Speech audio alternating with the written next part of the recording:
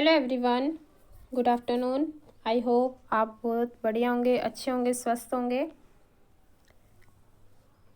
तो चलिए आज हम स्टार्ट करते हैं क्लास 6 का एक्टिव एंड पैसिव वॉइस। अब तक हमने क्लास 8 का किया था और आज दोबारा से हम स्टार्ट कर रहे हैं class 6 active and passive voice के ऊपर हम आए हुए थे। इसका पेज नंबर है 131। ठीक है, तो अगर आप न्यू हैं इससे पहले तो आप इस चैनल को ज़रूर सब्सक्राइब करके जाना, क्योंकि आपको 3rd से लेकर के 8th क्लास तक की everyday English grammar and composition जो 2023 में ही चेंज हुई थी उसका सारा सोल्यूशन, सारी वर्कशीट और कॉम्प्रिहेंशन और टेस्ट पेपर सब कुछ आपको इस चैनल की प्लेलिस्ट के अंदर अवेलेबल है, वो मिल जाएगा। और कोई भी सुजेशन हो आपकी तरफ से तो प्लीज़ कमेंट ज़रूर करके जाना। तो चलिए कुछ नया सीखते हैं। इसमें दिया हुआ है एक्टिव एंड पैसिव वॉइस, तो इसका हिंदी में पहले मीनिंग क्या होता है वो देखिए। इसको हम हिंदी में कहते हैं सक्रिय व निष्क्रिय।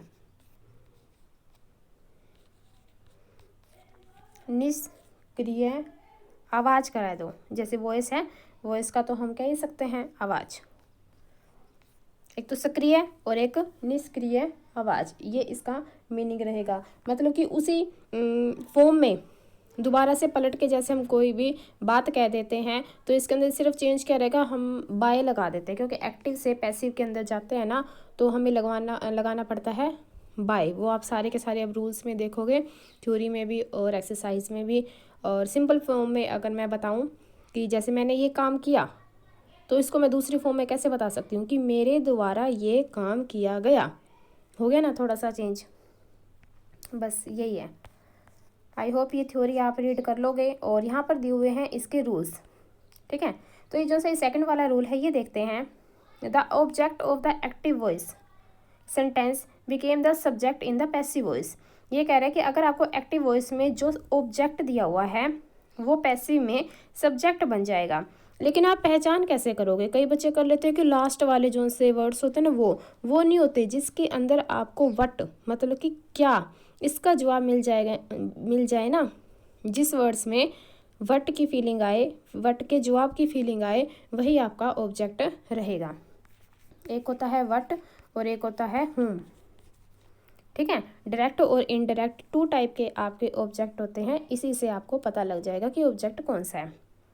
फर्स्ट में अगर आप देखें एक्टिव में कि Sumit followed the man in the grey overcoat. ठीक है, तो आप कहेंगे किसको फॉलो कर रहे हैं सुमित, तो फिर वो सारा का सारा बोलेगा कि ये ग्रे कलर में, ग्रे कोट में एक आदमी था, उसको फॉलो कर रहा है। ठीक है, जब मैंने पूछा कि किसको, हुम या वट का जवाब पूछा, मैंने हुम पूछ लिया कि किसको, तो उसने वो सारा का सारा बताया कि एक आदमी ग्रे कोट में उसका।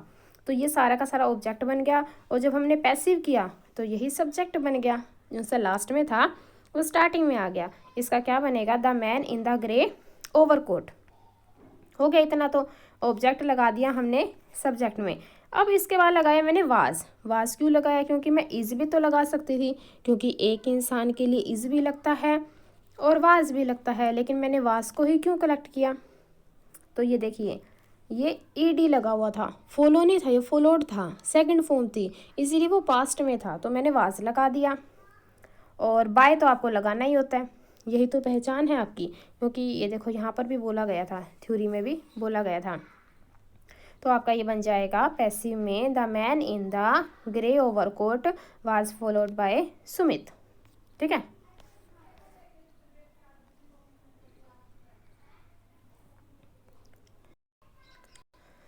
अब इसी तरह से ही सेकंड सेंटेंस है, इसके अंदर एक एक्टिव है। अब देखिए पैसिव इसका कैसे बनाया। फर्स्ट में है mister Veer Gupta established this company इन 2010। अब मैं कह दूं क्या किया, क्या एस्टेब्लिश किया, वट पूछ लूँ मैं, वट का जवाब आएगा इसमें दिस कंपनी। अगर मैं सामने वाले से दोबारा पूछूं कि क्या एस्टेब्लिश किया 2010 में, तो वो कहेगा कंपनी। तो वो कंपनी क्या है, ऑब्जेक्ट है, इसीलिए यहाँ पर ऑब्जेक्ट पैसिव वॉइस में ये सब्जेक्ट के रूप में काम कर गया। ठीक है, अब फिर इसने लगाया वॉज क्यों लगाया, ये देखो ये एस्टेब्लिश्ड ईडी था, ये पास्ट में था, तो हम वाज लगाएंगे। फिर बाय तो हमको लगाना ही होता है सब्जेक्ट के साथ, और फिर आ जाएगा मिस्टर वीर गुप्ता इन 2010।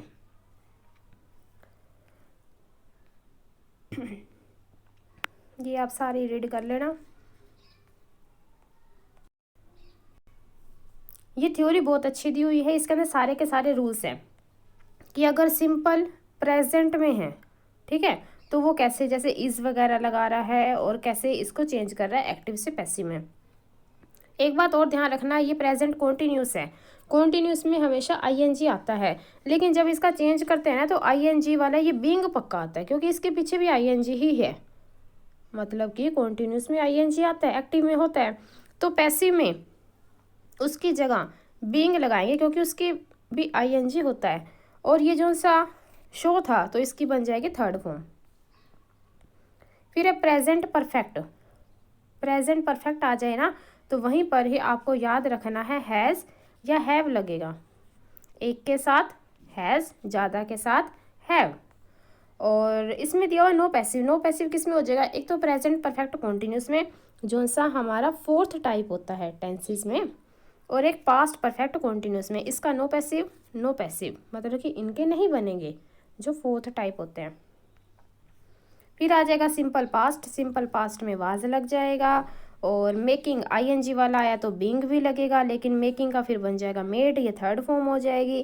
पास्ट परफेक्ट का मतलब ही हैड होता है, जहाँ भी आपको पास्ट परफेक्ट दिखाई दे हैड की निशानी कर लो कि हैड तो पक्का ही आएगा, ठीक है। तो चलिए फिर इसी के साथ हम थ्योरी को विराम देते हुए एक्सरसाइज के ऊपर आ जाते हैं। फर्स्ट है write whether the sentences are in the active voice और द पैसिव वॉइस। अब आपको अपनी तरफ से पहचान करनी है इसकी हिंदी बना के कि कौन सा एक्टिव है और कौन सा पैसिव है। तो the glass broke as it fell on the floor, ये रहेगा आपका एक्टिव, ए लगा दिया मैंने। और Sunny played a beautiful shot, तो ये हो जाएगा एक्टिव। यहाँ पर देखो I have been asked to avoid oily food, ये वाला रहेगा आपका पैसिव। और इसी तरह फोर्थ भी एक्टिव, फिफ्थ पैसिव और लास्ट वाला भी पैसिव वॉइस।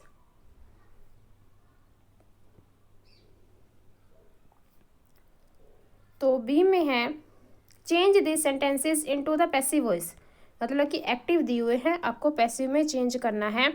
और इसका मतलब हो जाएगा जो सा ऑब्जेक्ट है उसको एज ए सब्जेक्ट के रूप में आपको कन्वर्ट करना है।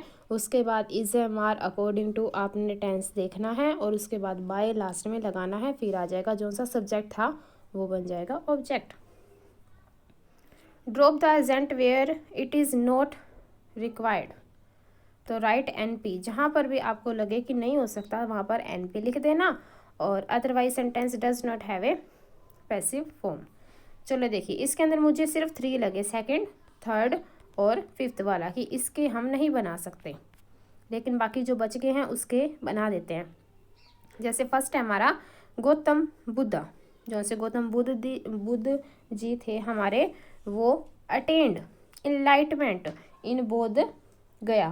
तो अटेंड क्या होता है, प्राप्त करना, कोई चीज़ मिल जाना, इसका मतलब होता है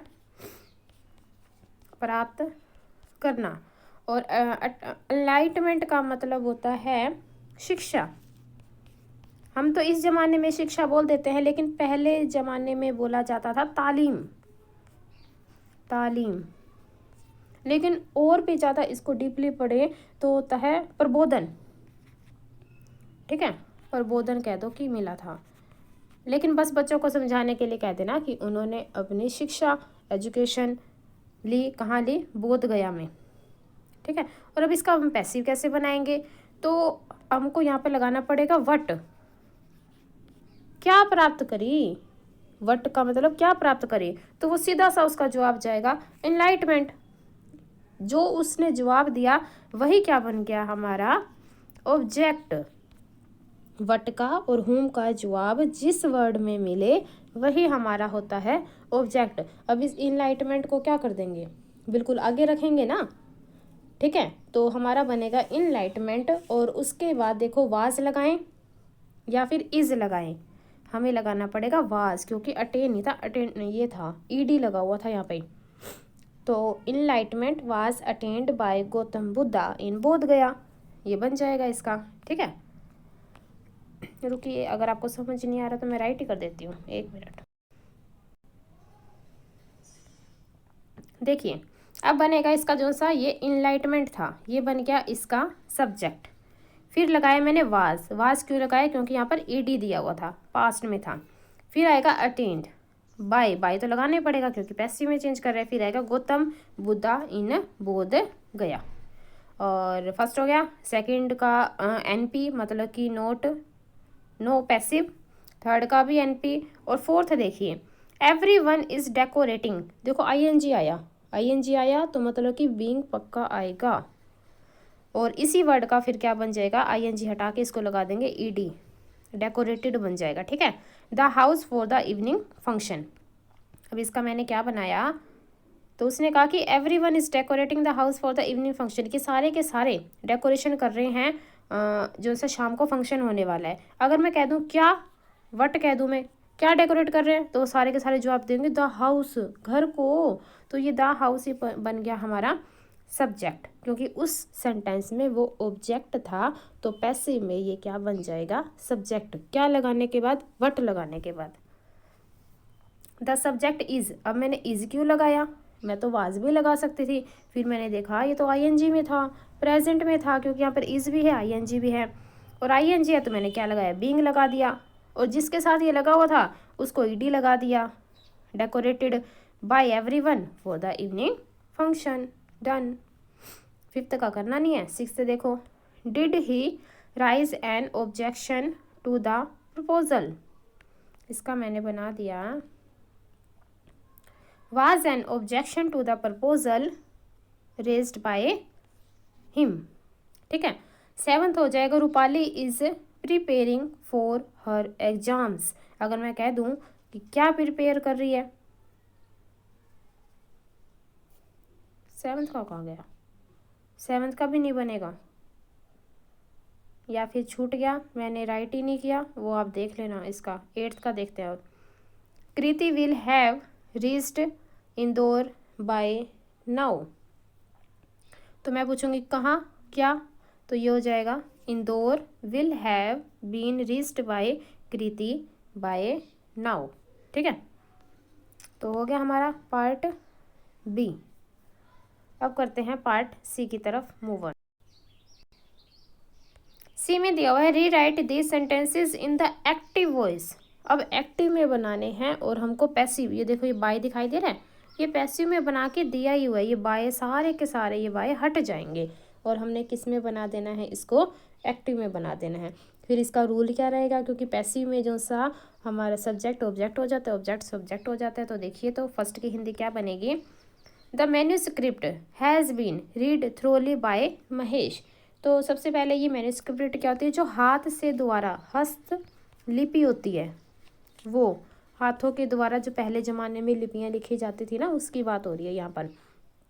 ठीक है, तो पहले देखो सब्जेक्ट क्या है इसके अंदर, क्यों जो सा यहाँ पर ऑब्जेक्ट है वो हमारे लिए एक्टिव में सब्जेक्ट रहेगा महेश, इंसान। ठीक है, तो मैंने महेश से स्टार्ट कर दिया।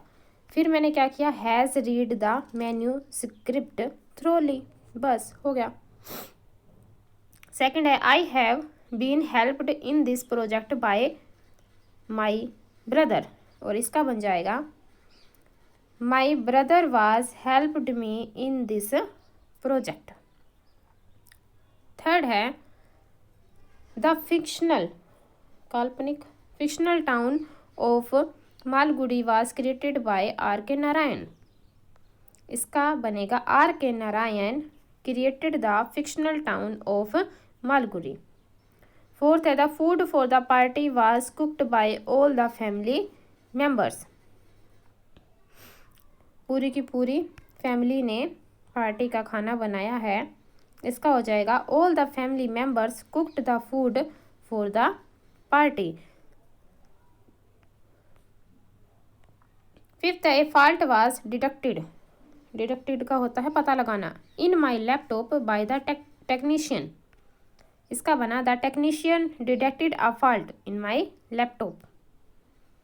सिक्स्थ है a police complaint was lodged by the Meraj last night, कि मेहराज द्वारा दर्ज करवाई गई है कंप्लेन, तो इसका बनेगा the Mehraj logged up police complain last night.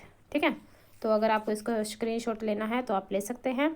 तो चलिए इसी के साथ चलते हैं हम लास्ट पार्ट की तरफ। इसके अंदर दिया हुआ है examine whether these statement are in a suitable voice. ठीक है, हमने एग्जामिन करना है इसको, या तो ये सुटेबल वॉइस में है, और rewrite them if they are not, अगर ये नहीं है तो हमें उनको री राइट करना है। तो फर्स्ट रहेगा the form will soon be filled in by me. तो इसका मैंने बनाया I will soon fill in the form. या आप ऊपर थ्योरी में देखोगे ना तो आपको सही से समझ आ जाएगा कि ये कैसे कन्वर्ट हो रहा है। सेकंड है watching movie is loved by me, ये पैसिव में है। ठीक है, तो इसका क्या बनेगा I love watching movie. Third का भाई रहने देना, क्या आ जाएगा इन ए सुटेबल वॉइस, जो उसने ऊपर बोला था ना वो वाला। The express way will be inaugurate next month, उद्घाटन किया जाएगा। फोर्थ में हो जाएगा homework will now be done by Gurpreet, Gurpreet के द्वारा किया गया है, तो इसका बना Gurpreet will now do the homework. Fifth है the plant are being water by me, इसका मैंने बनाया I am watering the plant, क्योंकि यहाँ पे बीइंग लगा हुआ था तो इसीलिए यहाँ पर वाटरिंग किया। सिक्स्थ है आई लाइक स्विमिंग, इसका बनेगा नहीं, इसका रहने दो इन अ सुटेबल वॉइस। और फिर आएगा सीकिंग, इसका ये एक गेम का नेम है जो कि बर्फ़ के ऊपर होती है, मतलब कि जैसे बर्फ़ के ऊपर कुछ यात्रा करना या ट्रैवलिंग करना। तो seeking is enjoyed by us, इसका बन जाएगा वी इंजॉय सीकिंग। लास्ट है the decision has already been made, और इसका बनेगा, और हाँ इससे पहले अगर आप न्यू हैं तो प्लीज़ इस चैनल को ज़रूर सब्सक्राइब करना, और अपने फ्रेंड्स के ग्रुप में, टीचर्स के ग्रुप में, क्लास ग्रुप में, सब में शेयर कर देना ताकि उनकी हेल्प अच्छे से हो जाए, क्योंकि मार्च में अब एग्ज़ाम आने वाले हैं, फाइनल है, तो आपके लिए बहुत ज़्यादा बेनिफिशियल रहेगा ये चैनल। ठीक है, तो लास्ट का हम बना रहे हैं, कुछ नहीं बनेगा इन्हें suitable voice. Okay, so thank you. और अगर आपको इसका स्क्रीनशॉट लेना है तो as you wish, and be connected with me and enjoy these all worksheet and chapters solution.